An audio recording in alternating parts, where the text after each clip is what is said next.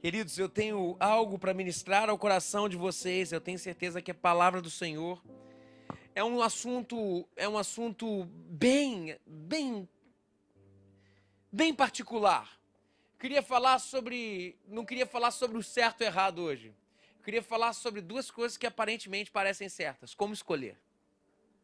Talvez num momento como esse, no fim do ano, alguém pode pegar, por favor, o púlpito para mim ali, por favor?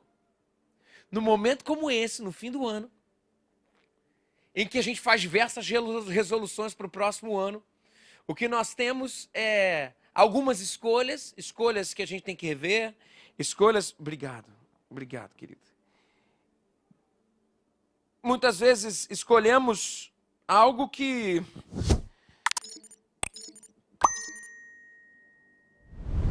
não tem explicitamente texto bíblico para dizer, escolhe isso, meu filho. Como escolher entre o certo e o certo?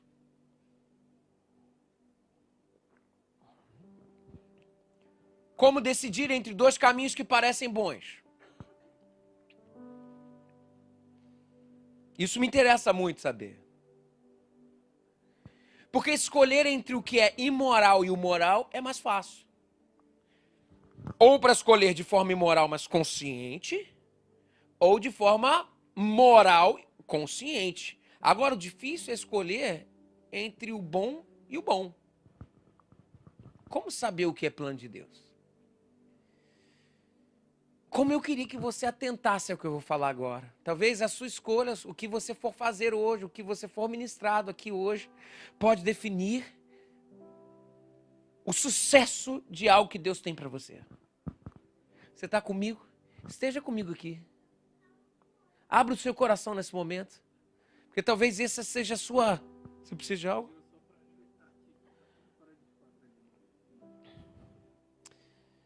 Porque talvez essa seja a sua dúvida. Esse seja o seu dilema.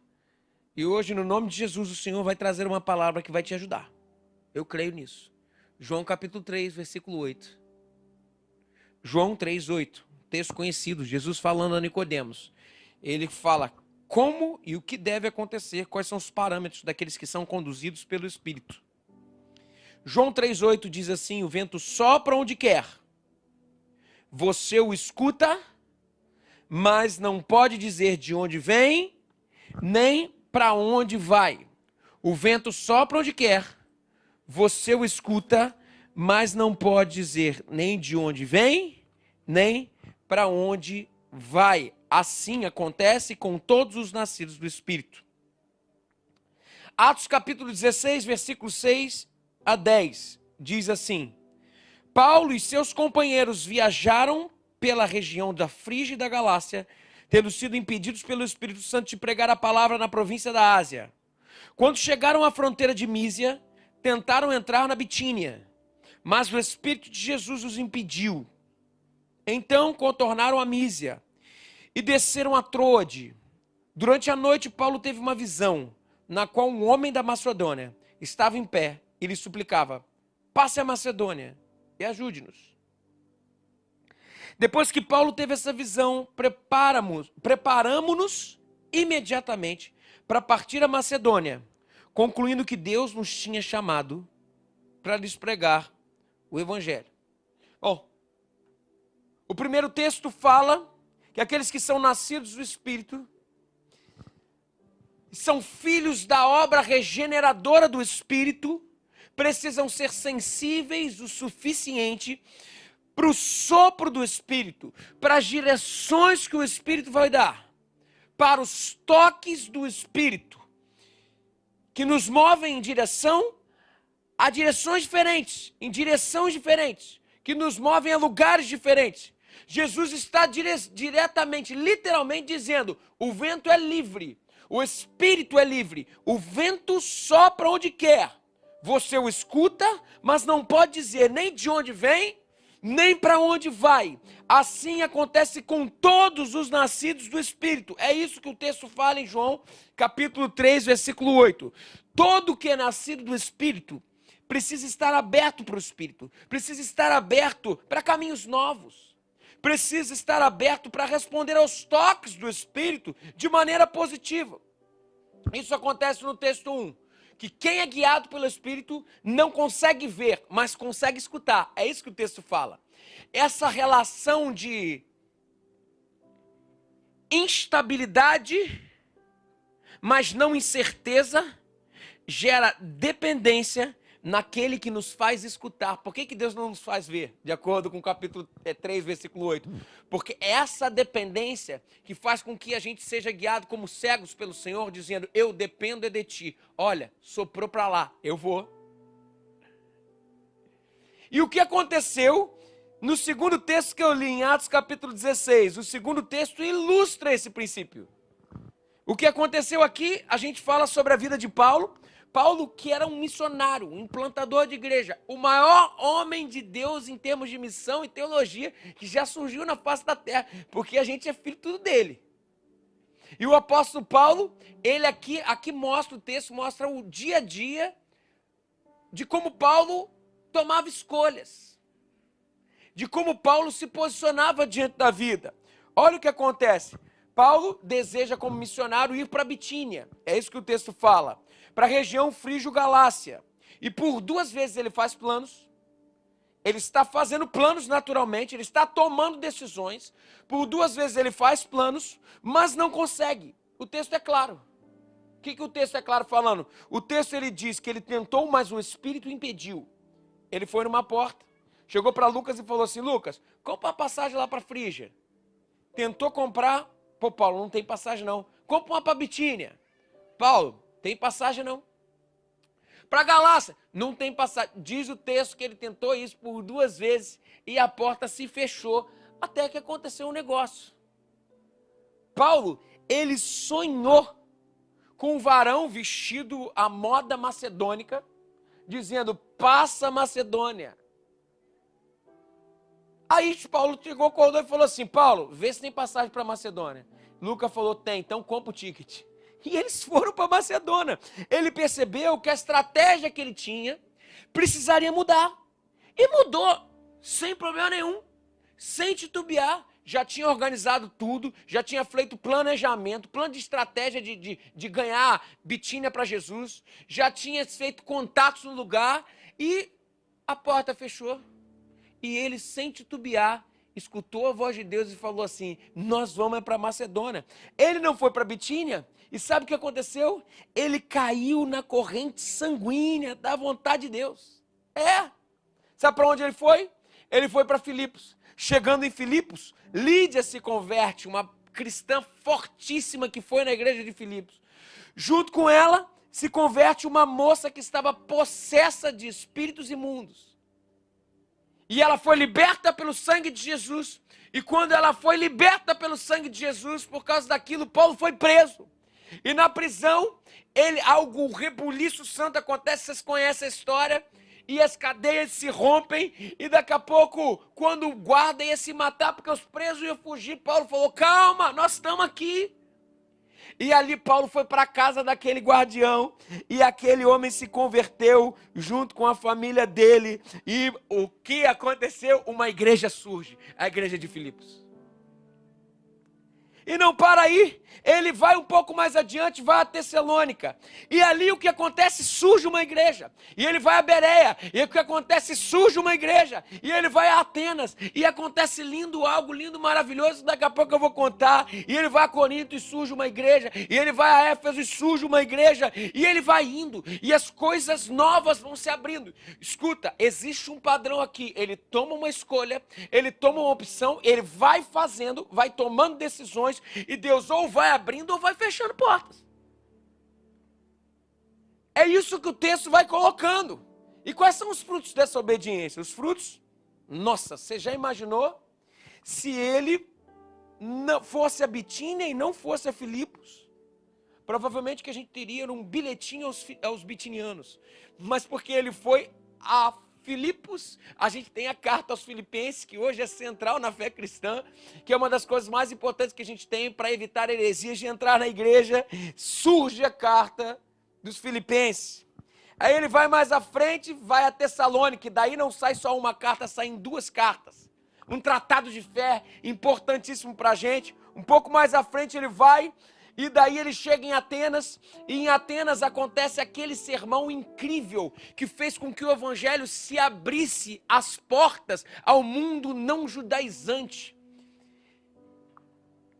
E que a relação missional, ela começou a acontecer de forma a dialogar com a cultura, mas não abrir mão dos princípios que Jesus Cristo é o Senhor, lembra? O altar ao Deus desconhecido, a cultura era aquela. Mas ele falou, esse aí que você não conhece, eu conheço, o nome dele é Jesus Cristo, Senhor e Salvador, Filho de Deus. Olha que coisa linda. Isso tudo porque Paulo foi tomando ações. E Deus foi falando, aqui não, aqui sim, aqui não. Aí vai um pouquinho mais à frente, ele chega em Corinto, uma igreja que deu muito trabalho, mas por causa desse trabalho de Paulo, desse muito trabalho, 2 cartas importantes para corrigirem heresias centrais dentro da igreja, hoje são acessíveis a mim e a você. E mais à frente ele chega em Éfeso, e a gente tem hoje esse tratado primoroso teológico da carta de Efésios. E por que eu estou dizendo isso para você? Por quê? Sabe, porque há certas coisas que não estão escritas na Bíblia. Tem certas coisas que não são explicitamente colocadas. Eis que te digo, meu varão, servo de Deus, vem um anjo purpurinado, beiçudo, e falou, minha varoa, que tem que ser beiçudo, purpurinado, né? Minha varoa, o teu homem está chegando. Não tem disso. E ele vai ter o olho claro, vai ser sarado, pegar 40 no supino, de cada lado. Fala Deus. Inclusive tem uma piada que é assim, exatamente isso, com essa relação que a gente não sabe como escolher, a gente acha que literalmente, tintim por tintim, Deus vai falar, calma, daqui a pouco eu já vou falar sobre isso. Diz a história que tinha uma mulher que queria casar já há muito tempo. Ela falou, essa semana eu resolvo isso. Entrou numa semana de jejum. Jejuava não só pelo varão, mas para emagrecer também, que já é errado, tá? Tem gente que jejua para emagrecer. É misericórdia. E ela começou a jejuar e pedindo para o Senhor, Senhor, manda. E ela falou, já sei, Deus, faço um voto contigo. Vou chegar 2 horas mais cedo na igreja no domingo, e buscando ao Senhor de todo o meu coração. E eu vou orar sozinha lá. E o primeiro varão que sentar do meu lado vai ser o homem que o Senhor escolheu. Aleluia! Tem mulherada dizendo amém aí? Amém. Todo mundo encoxida, ninguém falou. E ela foi para a igreja. Chegou lá 2 horas e começou, Senhor, daqui a pouco se aproxima alguém. E senta do lado dela, e ela de olho fechado assim, falou, Senhor, é agora, Senhor. Oh! E ela abriu o olho assim, o cara era feio pra caramba. Ela falou, fechou o olho de novo e falou assim, eu não estou de brincadeira, Senhor.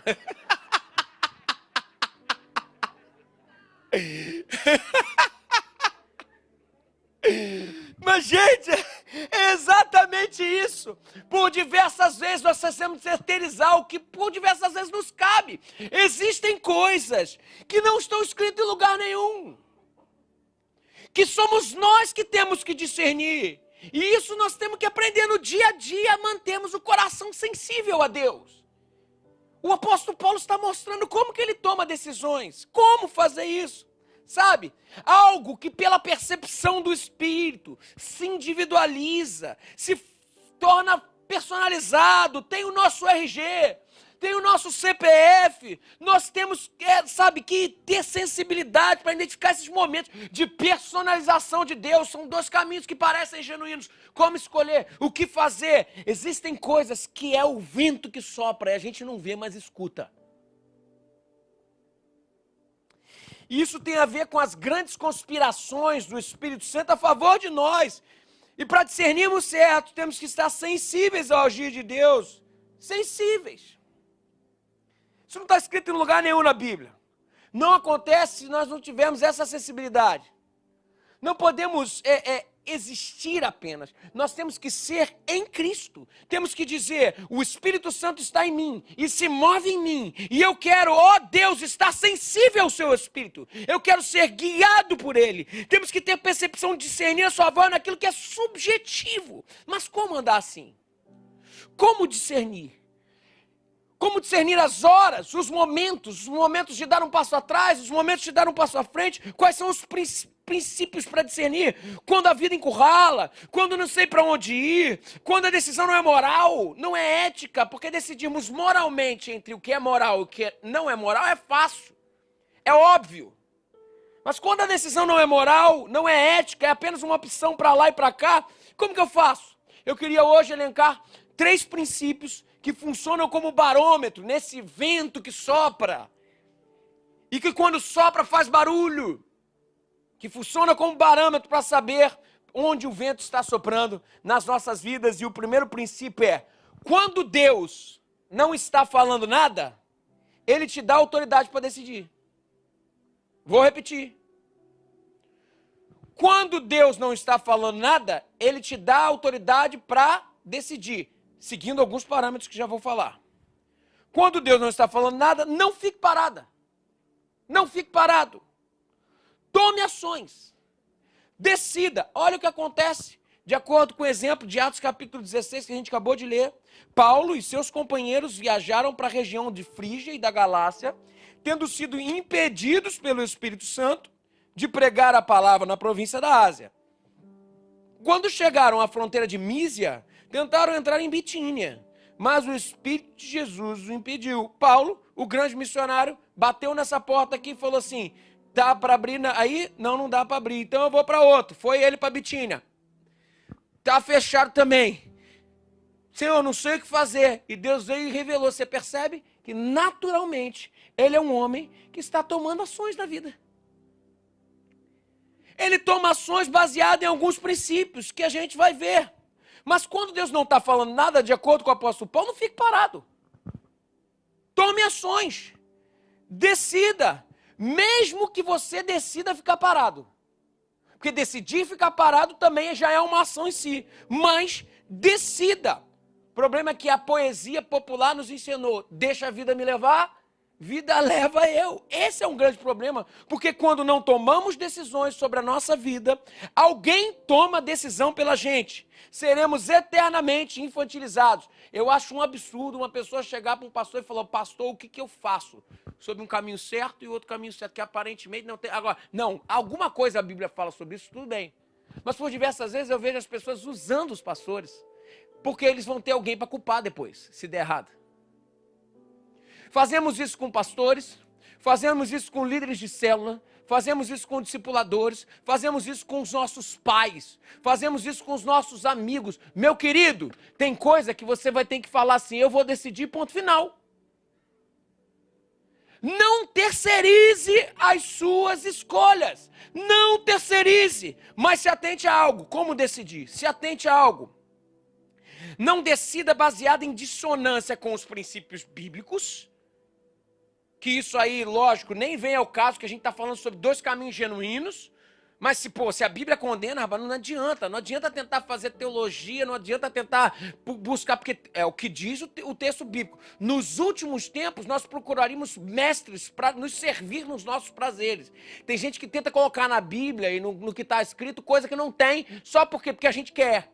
Então, não decida em dissonância com os textos bíblicos e também decida baseado em relações do que é macro de Deus na sua vida, do que Deus já falou para você em termos macro. Deixa eu tentar explicar o que eu quero dizer com isso. Paulo era missionário. Em termos macro, Paulo estava ali, Deus já tinha falado para ele que ele pregaria o evangelho de Jesus. Todas as ações que ele fosse fazer seriam para justificar Cristo como Senhor e Salvador e ganhar pessoas para Cristo. Ou seja, tudo que ele tinha que fazer tinha que estar em consonância com isso. Então as suas ações giravam em torno da sua missão. E junto com isso, girava em torno da sua vocação. Era exatamente isso. Vou dar um exemplo para vocês. Como tomei a decisão de ser integral no reino de Deus, eu pensei que seria através da música. O que eu fui fazer? Eu fui fazer música. Estudei música na Unirio. E lá estava estudando, estava fazendo as coisas e tal e tudo mais. Mas eu sabia que a música era uma ferramenta. Assim como você que é médico, você pode usar a medicina como uma ferramenta para glorificar o nome do Senhor. Porque o macro do Senhor não está você em ser médico, não está você ser músico, não está você ser empresário. Não está nisso. O macro do Senhor está como que com isso que eu te dei, com a ferramenta que eu te dei, você consegue ser bênção e sinalizar o reino de Deus para aqueles que o cercam. Esse é o macro de tudo que a gente for fazer.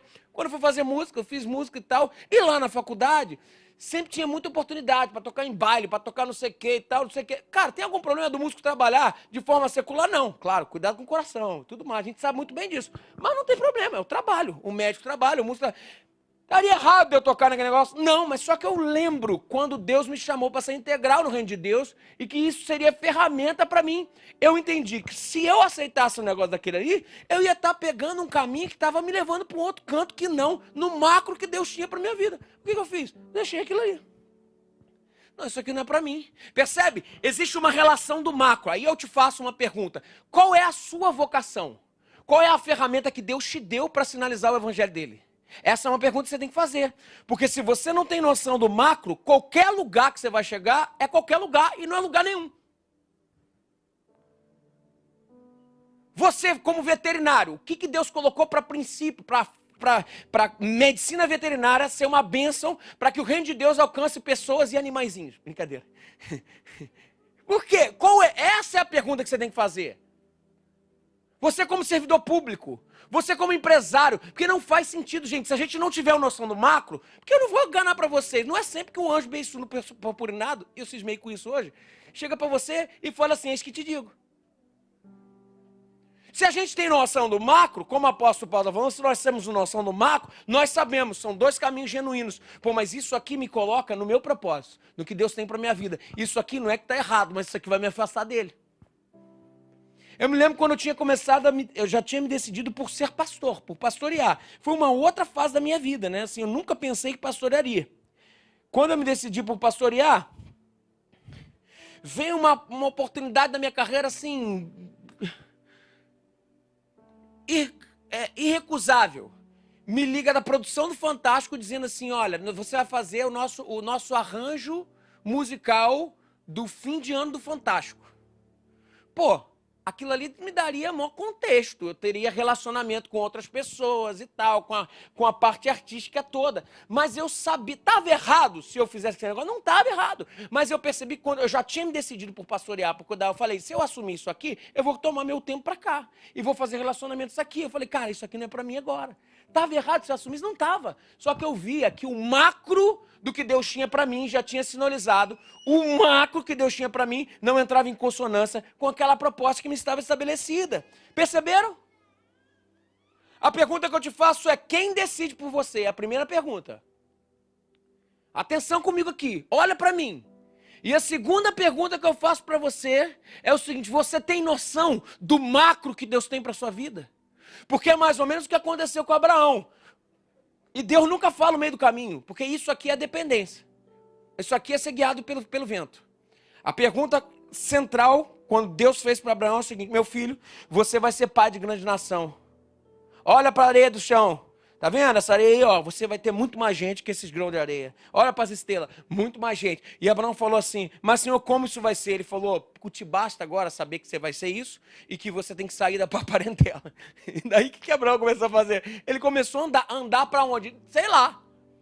Mas ele sabia, perceba, começa com uma consciência do macro, começa uma consciência do macro que Deus tem para você e a partir daí, a consequência é uma série de ações que eu tenho que tomar.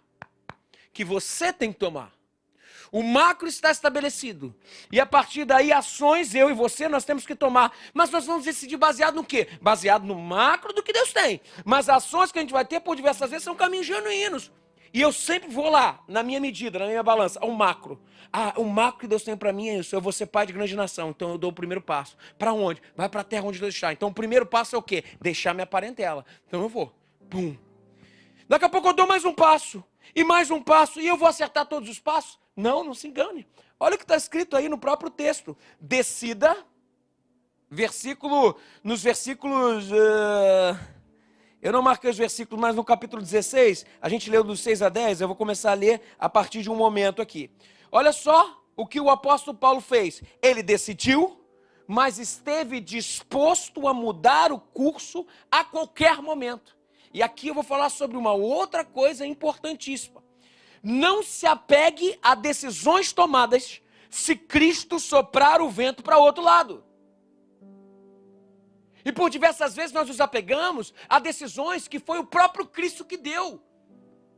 São coisas que estão, de repente, conquistando pessoas para Jesus. São coisas que estão fazendo o reino de Deus expandir. Mas tem uma vez, uma hora, um momento em que o vento começa a soprar para outro canto. Você estaria disposto a abrir mão daquilo que, inclusive, você acha bom, genuíno, para seguir o vento do Espírito? Essa é a pergunta. Porque é muito fácil, e a gente sempre prega sobre abra mão do pecado. Não é fácil, é difícil, a gente sabe disso. Se quebrante e tudo mais. E se eu pedir para você abrir mão de algo que o próprio Deus gerou no seu coração, porque o prazo de validade já acabou? Olha isso! O que é mais louco ainda, e talvez mais difícil, por afeto. E nós temos, inclusive, discurso, justificativa para dizer, não, eu vou continuar por aqui. E olha o que aconteceu, ó.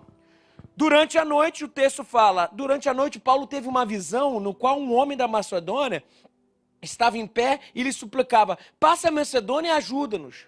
Depois que Paulo teve essa visão, preparamos-nos imediatamente para partir a Macedônia, concluindo que Deus nos tinha chamado para lhe pregar o evangelho. Perceba, Paulo percebeu claramente que a estratégia que ele tinha precisava mudar, e mudou sem pensar duas vezes. Porque quem é nascido do Espírito é assim, vai para onde o vento soprar. Ele não transformou o seu projeto, aquilo que ele organizou, que ele falou para todo mundo e falou, como é que meu nome vai ficar diante dos meus discípulos, se a gente vai mudar agora? Se é que não fechou, como é que vai ser? Será que eles vão falar que eu estou falando em nome de Deus, mas porque deu errado? Ele não transformou o seu projeto em algo ortodoxo. Ele não transformou, não se preocupou com os investimentos sociais, espirituais e até financeiros que ele já tinha feito para aquilo dar certo. Sabe o que ele fez? Ele comprou a passagem e mudou. Ponto final. Ponto final. Ele colocou o seu projeto todo para trás e disse, se o Espírito soprou para cá, é para cá que eu vou. E ponto final. Que difícil. A pergunta que eu te faço é, e se Deus mandar você jogar fora planos que têm a ver com Ele, que foram por diversas vezes Ele mesmo que gerou no seu coração, mas o vento começou a soprar em outra direção? Você jogaria esses planos fora? Sabe o que a gente precisa aprender? A gente precisa aprender a não fazer de ciclos, projetos, sonhos que estão em conformidades, inclusive com o propósito de Deus, ídolos diante de um Deus que pode soprar para outro lado. Nós, de acordo com o Paul Washer, nós somos produtores de ídolos. Dentro de nós produzimos, precisamos adorar algo. E por diversas vezes nós pensamos que estamos adorando um Deus com letra maiúscula, mas é um Deus com letra minúscula. E eu vejo muitos obreiros, muitas pessoas sérias, gente que quer seguir ao Senhor, fazendo de sonhos, planos que um dia Deus plantou no seu coração, mas que já esgotou a validade, fazendo deles os seus deuses, os nossos deuses. Você consegue ter esse senso de leveza para escolher e depois ver que o vento mudou e falar assim, e a minha reputação? Não interessa a minha reputação. O que interessa é que o Espírito está soprando para outro lugar. Você consegue discernir. Você consegue escolher pegando o macro como referência. E a partir daí, não transformando um sonho que um dia foi de Deus, um ídolo, uma vez que o vento já sopra para outro canto, você consegue.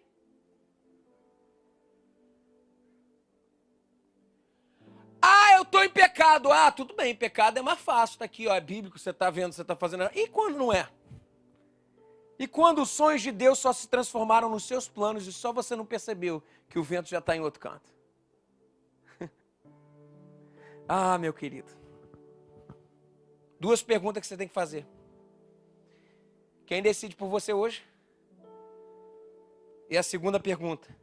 Existe algo que você persiste em fazer, mas que o Espírito já está soprando para o outro lado.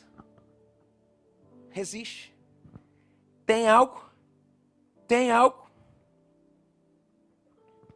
Princípio 2.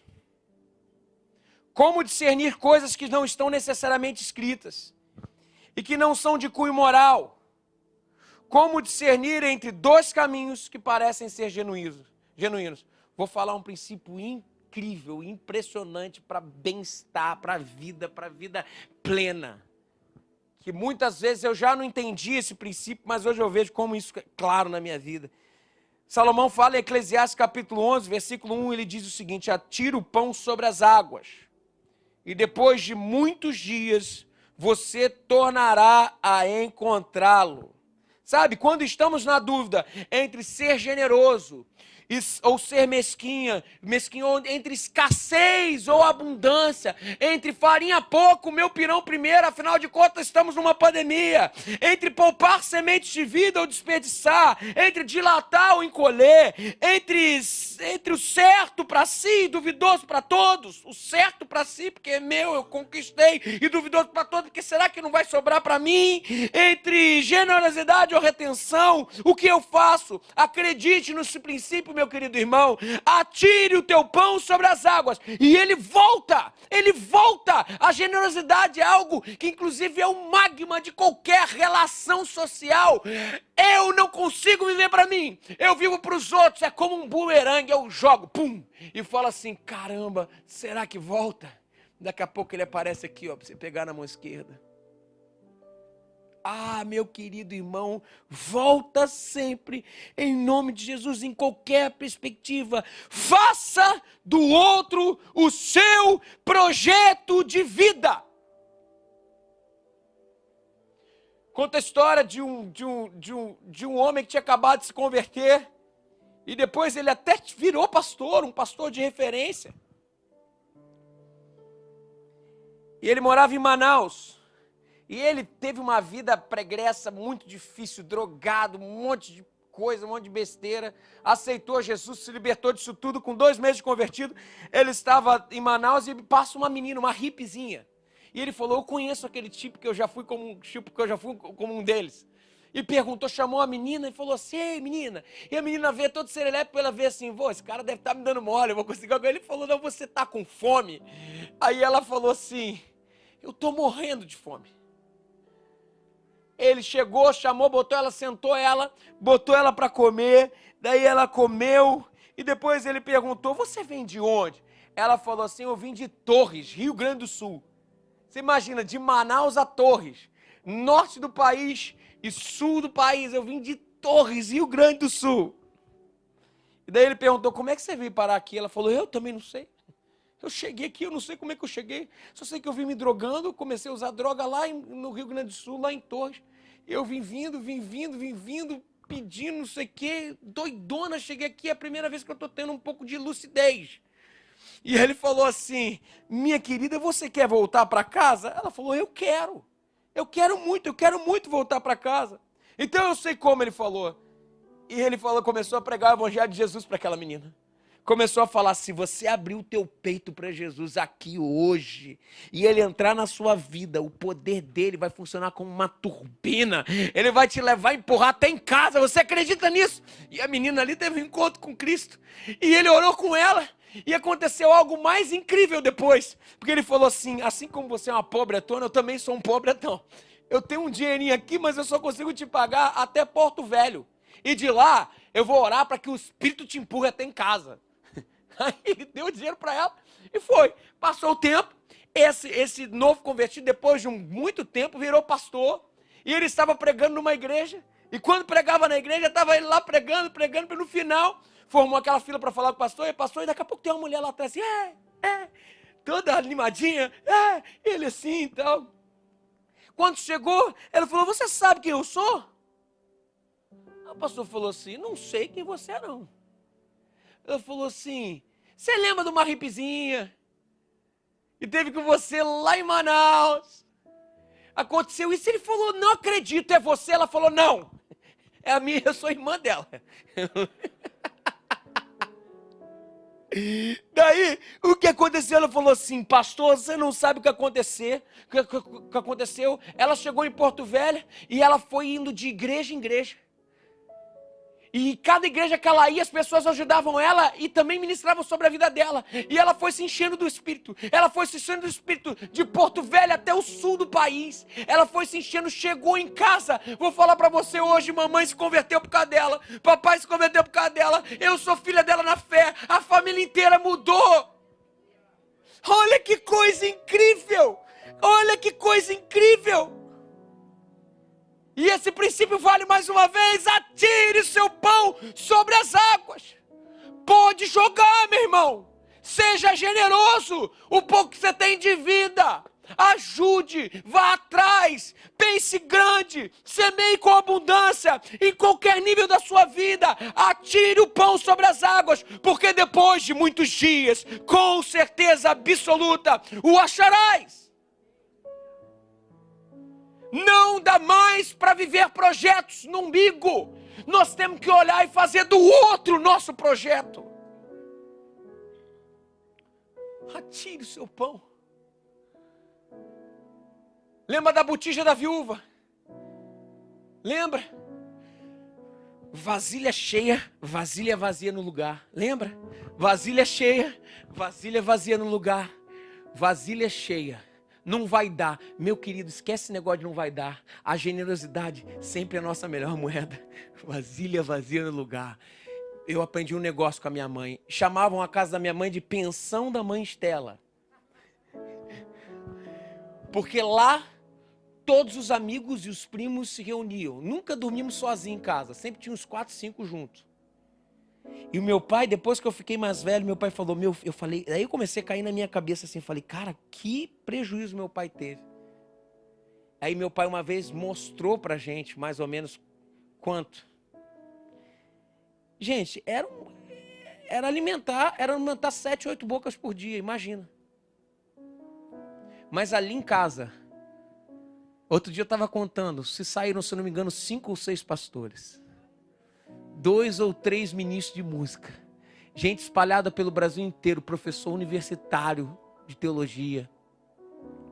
Por quê? Porque teve alguém que um dia lançou o seu pão sobre as águas, sabendo que de certo voltaria, e voltou. Eu sou fruto disso.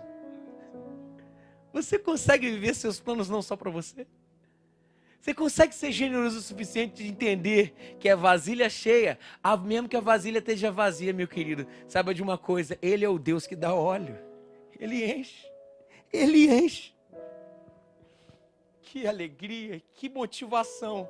Vivemos generosidade sem medo do amanhã. Medo do amanhã. E o terceiro princípio para entender, onde o vento sopra. Está em Isaías 64:4. Eu termino aqui. Olha o que Deus fala. Porque desde a antiguidade não se ouviu, nem com o ouvido se percebeu, nem com os olhos se viu, um Deus além de ti, que trabalha para aquele que nele espera.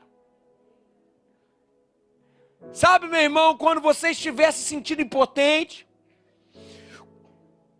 quando você entender que não tem recurso para fazer frente às demandas da vida, quando você estiver se sentindo radicalmente inferior aos desafios externos em volta, quando você achar que os inimigos que pelejam contra você são numerosos e mais fortes, quando você tiver que tomar a decisão entre correr afugentado ou crer no livramento, creia no nome de Jesus sempre, que o Senhor luta as suas guerras, que o Senhor luta as suas batalhas. Desde a antiguidade não se ouviu, nem se viu, nem se percebeu, nem com os olhos se viu um Deus além de ti, que trabalha para aqueles que nele esperam.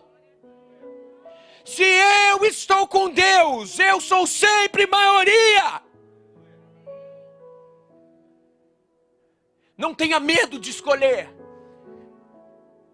Considere o macro, mas vá adiante, porque Ele trabalha por aqueles que nele esperam. E esse esperar, já trabalhei esse texto, é um verbo, é uma ação, não é cruzar os braços. E eu me lembro muito bem de Eliseu, seu servo. Eliseu foi atacado. Foram buscá-lo em Dotã. Eliseu foi atacado pelo exército dos arameus. E quando chegou o exército, aquele exército grandão lá, o servo de Eliseu acordou cedo para comprar pão. Isso aí só eu que estou inventando. O servo de Eliseu chegou e acordou cedo. E quando chegou na cidade, viu aquele exército imenso para buscar o Eliseu. Ele voltou para casa e falou assim: Ei, meu senhor. Eliseu acordou meio tonteado assim e falou: Estão aí, o exército está aí, nós vamos morrer. Eliseu acordou, escovou os dentes, olhou pela fresta e realmente estava tudo tomado. Aí Eliseu chegou e falou assim: Ei, meu servo, não temas, porque mais os que estão conosco do que os que estão com eles. E logo em seguida Deus orou assim: Senhor, abra os olhos do seu servo, para que ele veja o que eu vejo. E na mesma hora, o servo olhou para a colina e os anjos do Senhor estavam por trás do exército arameu. Eram multidões. E naquele momento Eliseu falou assim: cega esse exército. Eliseu, com um comando, levou o exército para o centro de Samaria. Um homem venceu um exército inteiro. Um homem. Porque Deus é um Deus que trabalha. Ele trabalha para aqueles que nele esperam desde a antiguidade. Não se ouviu, nem com o ouvido se percebeu, não que os olhos se viu. Um Deus além de ti que trabalha por aqueles que nele esperam. Por diversas vezes, o que nos falta é visão espiritual. Ele luta as nossas guerras. Ele está no controle. Se eu estou com Deus, eu sou maioria. Salmo 34, versículo 7 diz: o anjo do Senhor acampa ao redor daqueles que o temem e o livra. Provem e vejam como o Senhor é bom, como é feliz o homem que nele se refugia. Temam o Senhor, vocês que são os seus santos, pois nada falta aos que temem. Os leões podem passar necessidade e fome, mas os que buscam ao Senhor, de nada tem falta. Bem-aventurado o homem que se põe no Senhor, a sua confiança e a sua fé. Como você tem vivido a sua vida? Como você tem tomado as suas escolhas? Ou não tem tomado-as? Como? Como você tem tomado tudo que você tem feito? Como isso procede? O Senhor te fala hoje: não há o que temer. Se Deus é por nós, quem será contra nós? Deus é por você. Qual é o tamanho do Deus da sua vida? Qual é o tamanho do Deus da sua vida? Ei, se Ele é por você, veja o que Ele tem te prometido. Jeremias 29. Porque sou eu que conheço os planos que tenho para vós, diz o Senhor, planos de fazê-los prosperar e de não lhes causar danos, planos de dar-lhes esperança num futuro. Então vocês clamarão a mim, virão orar a mim, e eu os ouvirei. Vocês me procurarão e me acharão, quando me procurarem de todo o coração. Eu, vosso Pai Celestial, me deixarei ser encontrado por vós, declara o Senhor. Às vezes nós esquecemos disso, que há um Deus que trabalha por aqueles que nele esperam.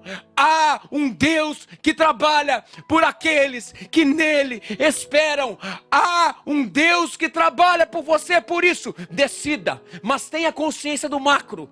Tenha consciência do macro. Decida, mas decida de acordo com o macro. Por isso, não se apegue a planos, porque o vento pode mudar e você tem que mudar. Por isso, seja generoso e faça do outro o seu projeto de vida. E saiba de algo: o Senhor que te chamou, Ele opera em nós tanto querer quanto efetuar. E Ele trabalha por aqueles que nele esperam. Assim diz o Senhor. Dorme, pode dormir. Aos seus amados Deus dá enquanto dorme.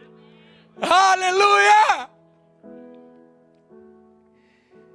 Pergunta que eu te faço: isso tudo aqui é para quem é do Senhor? E você já começou uma vida nova com Cristo? Você já começou algo novo com o Senhor? Porque é difícil escolher sem ter um Deus que trabalha por aqueles que nele esperam. É para quem espera. Se você quer começar uma vida nova com Cristo, no final do ano, para lacrar no ano de 2022. Se você quer começar uma vida nova com Cristo, baixe sua cabeça, feche seus olhos e ore no seu coração assim, diga: Senhor Jesus, eu entendo que não consigo sozinho. Perdoa, Senhor, os meus pecados. Eu sou falho. Preciso que o Senhor entre na minha vida e me mude. Me muda, Senhor. Me transforma, Senhor. Essa é a minha oração. No nome de Jesus. Amém. Fique com o olho fechado, cabeça abaixada. Se você orou comigo, levante sua mão onde você estiver. Orou comigo, Deus te abençoe, eu estou vendo você. Mas alguém orou comigo dizendo assim: eu quero começar uma vida nova. Estou vendo você, querida, Deus te abençoe, Deus te abençoe. Mas alguém aqui orou dizendo: eu quero o Senhor, eu quero uma vida nova com Cristo.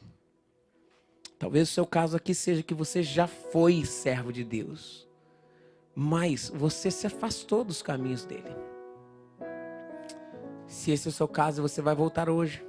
Levante sua mão lá em cima, lá em cima. Deus te abençoe, querido, eu estou vendo você. Deus te abençoe. Mais alguém aqui. Essa oportunidade está sendo te dada. Ah, meu querido. Eu queria terminar, a gente vai terminar cantando uma canção. Mas antes, se você tem algo a entregar para o Senhor, sejam planos que precisam recomeçar. Lugares que você precisa tomar decisão. Nós falamos sobre escolhas hoje. E sobre decisões baseadas no macro. Seja que você talvez não saiba esse macro. Algo que Deus tenha ministrado na sua vida, que você quer entregar nas mãos do Senhor hoje. A gente vai terminar cantando uma canção. Se esse é o seu caso, você quer colocar isso diante do Senhor, levante no seu lugar. E nós vamos cantar essa canção. Levante. Dizendo: eu quero entregar isso para você, Senhor. É essa aqui, essa partezinha aqui. É isso que eu quero. Som do meu coração. Tu me conheces, Senhor. Vê se é em mim algo que eu tenho que mudar. Eu quero me entregar a Ti. Fique de pé no seu lugar, se você quer isso. Sonda-me, Senhor, e me conheces. Quebranta o meu coração. Transforma-me conforme a Tua palavra e enche-me até que em mim se ache só Ti. E então usa-me, Senhor. Fala com todo o seu coração, usa no Senhor. Usa-me como um farol que brilha à noite, como ponte sobre as águas, como abrigo no deserto, como flecha que acerta o alvo. Eu quero ser usado da maneira que te agrade, em qualquer hora e em qualquer lugar. Eis aqui a minha vida, como um farol que brilha à noite, como ponte sobre as águas, como abrigo no deserto, como flecha que acerta o alvo. Eu quero ser usado da maneira que te agrade, em qualquer hora e em qualquer lugar. Eis aqui a minha vida, usa-me, Senhor, usa-me. Sonda-me, quebranta-me, transforma-me e enche-me e usa-me. Sonda-me, sonda-me. Vamos todos ficar de pé, vamos cantar essa música. Me transforma.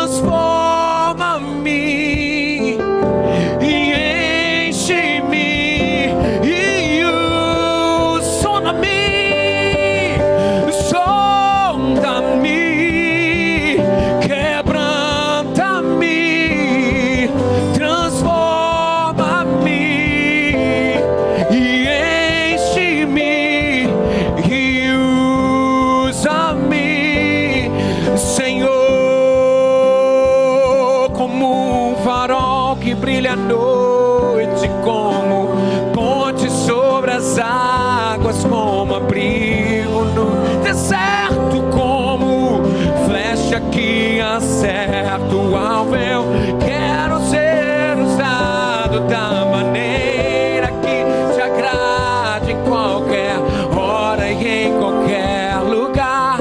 Eis aqui a minha vida, usa-me, Senhor,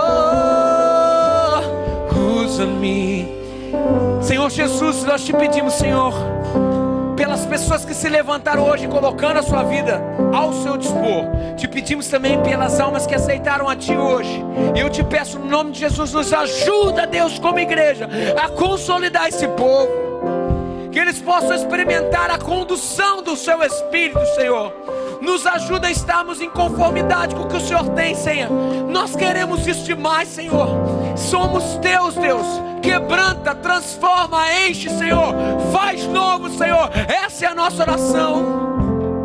Que agora a graça do Senhor, a comunhão com o Filho e as consolações com o Espírito sejam com a nossa igreja, e que o Senhor nos abençoe e nos guarde, e faça resplandecer o seu rosto sobre nós, e tenha misericórdia de nós, e que o Senhor sobre nós levante o seu rosto e nos dê a paz, no nome de Jesus, amém. Meu querido irmão, vamos aplaudir ao Senhor. Que o Senhor te dê uma ótima semana que vem estamos aqui, convidem pessoas para o nosso musical, vai ser um momento de grande festa. Vamos cantar como